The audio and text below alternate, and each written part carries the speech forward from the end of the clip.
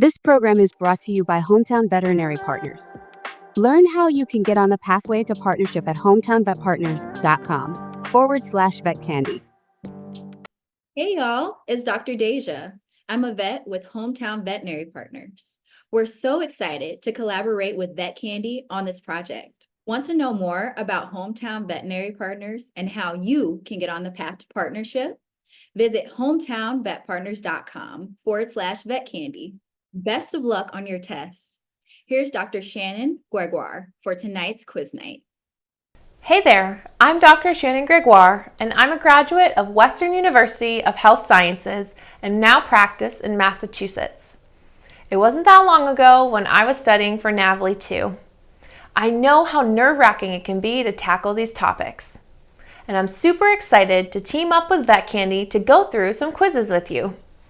As we dive into this, I want you to be as interactive as possible. Drop your comments and questions in the chat to participate. We're here to support you, so if you ever need anything, just reach out. Let's get started. Question 1. A 5-year-old Labrador Retriever is scheduled for a splenectomy. Blood work shows elevated ALT and AST, indicating compromised liver function. What is the most appropriate next step before proceeding with surgery? Is it A, perform a coagulation panel, B, administer vitamin K, C, increase intravenous fluid rate, D, perform a liver biopsy, or E, monitor liver enzymes post-surgery? Take a moment to think about the best answer and drop it in the chat box below.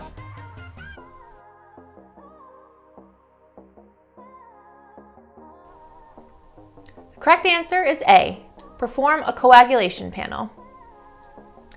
Given the compromised liver function, it is crucial to assess the coagulation status before surgery because the liver produces many coagulation factors. Choice B, administer vitamin K, is incorrect. This may be useful if coagulation defects are confirmed, but the coagulation panel should be performed first to determine the need. C, increase intravenous fluid rate, is incorrect as this does not address potential coagulation issues. D, perform a liver biopsy, is also incorrect. This is invasive and unnecessary before assessing coagulation status. And lastly, E, monitor liver enzymes post-surgery, which is incorrect. Monitoring is important, but pre-surgical coagulation status must be assessed to avoid intraoperative bleeding. Now let's head to question number 2. A 3-year-old Persian cat presents with tylism, lethargy, and bright orange irises. What is the most likely diagnosis? Is it A, hepatic lipidosis, B, portosystemic shunt, C, cholangiohepatitis, D, hyperthyroidism, or E, feline infectious peritonitis? Take a few moments and decide what answer you think is correct and drop it in the chat box below.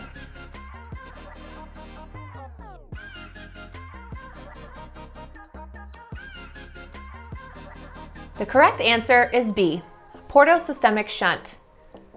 The bright orange or copper-colored irises and tylism are pathognomic for portosystemic shunts in cats. Answer A, hepatic lipidosis, was incorrect. Typically, this presents with jaundice and hepatic enlargement, not the specific iris color change. Answer C, cholangiohepatitis, was also incorrect. This presents with jaundice and abdominal pain, but not the specific iris color change. Answer D, hyperthyroidism, is also incorrect. This usually presents with weight loss, hyperactivity, and tachycardia, but not the specific iris color change or tylism. And lastly, answer E, feline infectious peritonitis, was incorrect. This presents with effusions, fever, and weight loss, but not that specific iris color change. Let's head over to question number 3. A 6-year-old Yorkie presents with seizures, head pressing, and circling after meals. Blood work reveals microcytic anemia and elevated pre- and postprandial bile acids. Which condition is most likely? Is it A, hepatic lipidosis, B, portosystemic shunt, C, copper storage disease, D, hepatitis, or E, pancreatitis?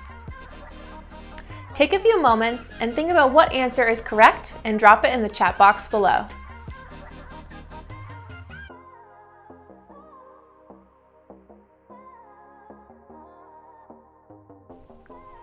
The correct answer is B, portosystemic shunt.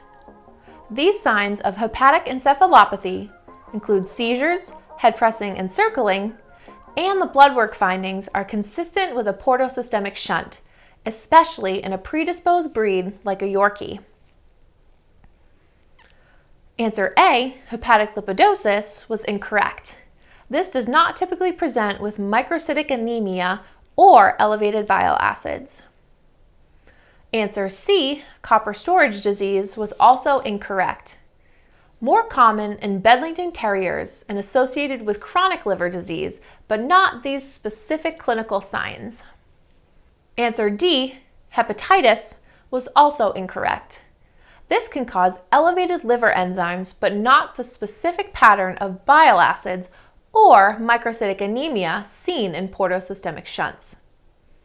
And lastly, E, pancreatitis, was incorrect. This presents with vomiting and abdominal pain, but not these specific neurological signs. All right, let's get ready for question number 4. A 2-year-old goat fed silage presents with unilateral facial paralysis, ptosis, and drooling. A CSF tap shows mononuclear pleocytosis and microabscesses in the brainstem. What is the most likely diagnosis and appropriate treatment? Is it A, thromboembolic meningoencephalitis, TEME, and tetracycline, B, polioencephalomalacia and thiamine, C, listeriosis and penicillin, D, scrapie and supportive care, or E, tetanus and antitoxin?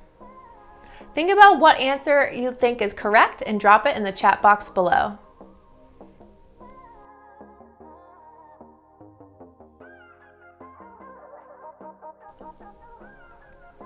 The correct answer is C, listeriosis and penicillin. Listeriosis presents with asymmetrical cranial nerve deficits, and the CSF findings are characteristic. Procaine penicillin is the treatment of choice. Choice A, thromboembolic meningoencephalitis, or TEME, and tetracycline, was incorrect. TEME presents with neutrophilic pleocytosis and respiratory signs. Choice B, polioencephalomalacia and thiamine, was also incorrect. This presents with symmetric signs like ophthalmos and cortical blindness.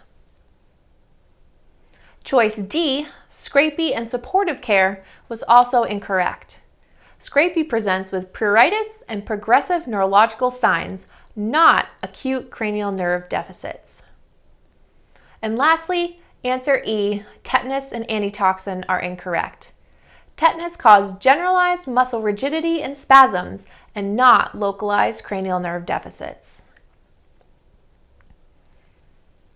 And lastly, let's get to question number 5. A 4-year-old poodle with a history of liver disease is presented for frequent yawning, unawareness of surroundings, and head pressing. Blood ammonia levels are elevated. What dietary modification is recommended for managing this condition? Is it A, high protein meat-based diet, B, low carbohydrate, high fat diet, C, low protein dairy-based diet, D, high fiber, low fat diet, or E, gluten-free diet? Take a few moments to decide what answer you think is correct and drop it in the chat box below.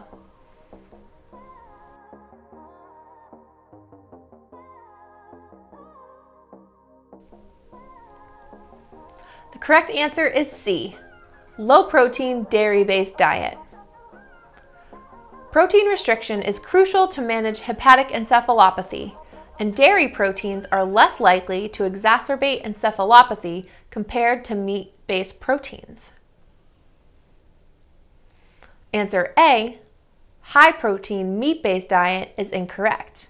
This would increase ammonia production and worsen encephalopathy.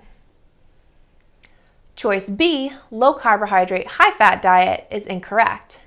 This does not address the need to reduce protein intake.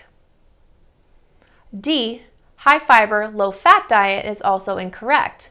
High fiber can help reduce ammonia absorption, but protein restriction is more critical.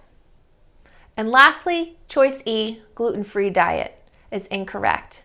Gluten-free diets are not specifically relevant to hepatic encephalopathy management. Well, that's a wrap for tonight's quiz time. You guys did great. Thanks so much for joining us. We'll catch you next week. Have an awesome time and keep studying hard.